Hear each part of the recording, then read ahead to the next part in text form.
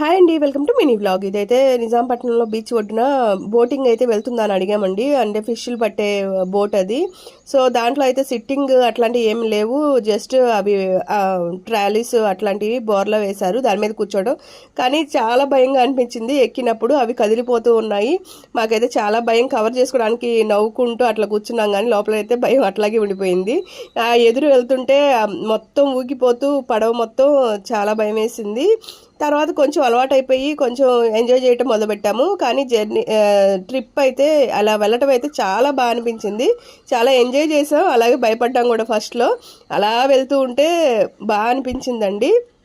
Experience అయితే మంచిగా అనిపించింది. లాస్ట్ దిగేసరికి భయం అప్పటికి తగ్గిపోయి, అనుకోలేదు ఇట్లాంటివి కూడా ఇలా ఇలా వాడతారు, మనుషులు కూడా ఎక్కించుకుంటారు అని. దీంట్లో ఒక సీట్ కానీ ఒక పట్టుకోవడానికి ఒకటి కానీ ఏది లేదండి. మొత్తం సాఫ్ట్